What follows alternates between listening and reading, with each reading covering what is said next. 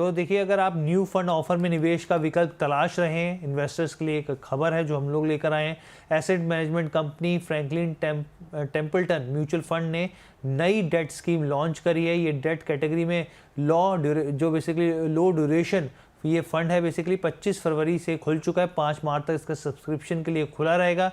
इस एनएफओ में निवेश की जो मिनिमम यहाँ पर आप जो निवेश कर सकते हो, 5,000 रुपये निवेश कर सकते हैं। शुरुआत इसकी 5,000 रुपये से कर सकते हैं। स्कीम में मिनिमम आप 500 रुपये की एसआईपी भी निवेश, अगर आप एसआईपी करना चाहते हैं तो 500 रुपये की एसआईपी भी हो जाएगी।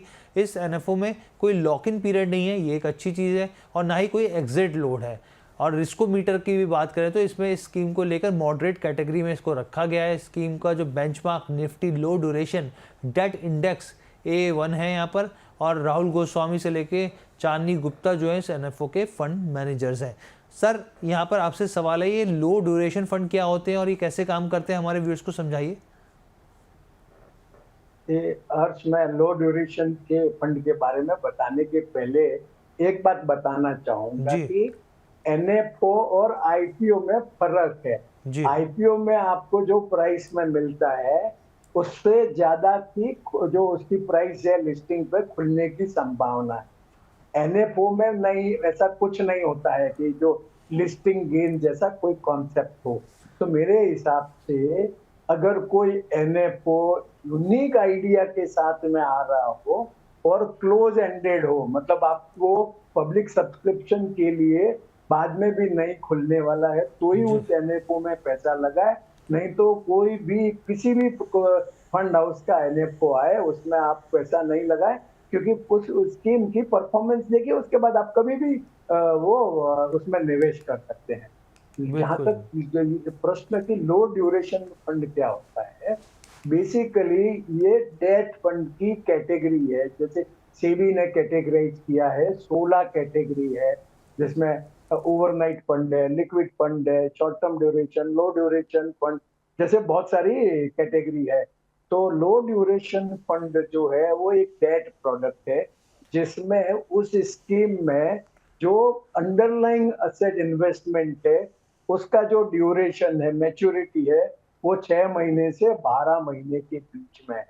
मतलब ये रिलेटिवली कम रिस्क वाले हैं, क्योंकि ड्यूरेशन कम है तो जो इंटरेस्ट रेट की जो रिस्क है वो भी कम है। मतलब जैसे जितना ड्यूरेशन ज्यादा होगा उतना ही उस फंड का जो इंटरेस्ट रेट की रिस्क ज्यादा होगी। मतलब अगर आपने लंबे समय के लिए पैसा कमिट कर दिया और अगर इंटरेस्ट रेट बढ़ गई तो आपका जो एग्जिस्टिंग रेट है उसका जो फर्क पड़ेगा उतने लंबे समय के लिए पड़ेगा। पर चूंकि ये सिर्फ अपना इन्वेस्टमेंट 6 महीने से साल भर के बीच के मैच्योरिटी वाले प्रोडक्ट पे डालते हैं, तो इनमें रिस्क रिलेटिवली कम।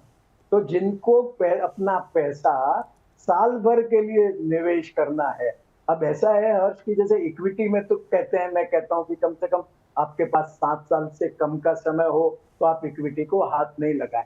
तो अगर आपको अगर 1 साल के लिए कहीं पर निवेश करना है तो मेरे हिसाब से जो लो ड्यूरेशन फंड है वो एकदम आइडियल है। तो आपको 1 साल के लिए उसमें पैसा निवेश कर सकते हैं और आपको depending on the interest rate cycle 7-7.5 से 8% के आसपास उस पर रिटर्न मिल सकता है। बिल्कुल सर, यहाँ पे आपने बहुत अच्छे से समझाया यहाँ पे कि लो ड्यूरेशन फंड्स क्या होते हैं। तो आपके हिसाब से जो ये लो ड्यूरेशन फंड है किसके लिए सही होते हैं? मैंने बताया ना हर्ष, जैसे जिसको अपना पैसा 1 साल के लिए निवेश करना है, मतलब 1 साल से ज्यादा निवेश नहीं करना है, और जिसका रिस्क एपेटाइट भी कम है, तो उनको ही अपना पैसा लो ड्यूरेशन फंड में डालना चाहिए। ठीक है सर, यहाँ पे ये आपने बहुत अच्छे से हमें पूरी चीज़ें समझाई, जो नया एनएफओ है और ख़ासकर लो ड्यूरेशन फंड है क्या होता है, और रिटायरमेंट की प्लानिंग कैसे करनी चाहिए, किस आधार पे करनी चाहिए, कौन से पैरामीटर्स हैं, कौन सी गलतियाँ नहीं करनी चाहिए, हर एक पहलू पर हमने एक चर्चा करी यहाँ पर, और आपने अपना कीमती समय दिया। बहुत बहुत धन्यवाद सर हमारे प्लेटफॉर्म के साथ जुड़ने के लिए।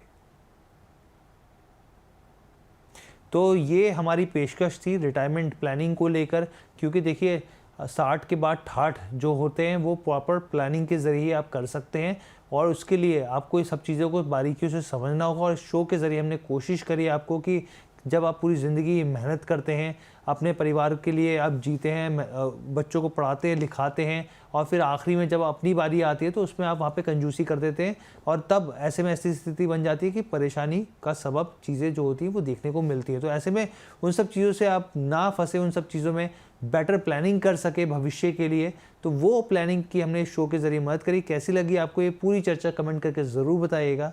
फिलहाल के लिए हमें इजाज़त दीजिए। धन्यवाद।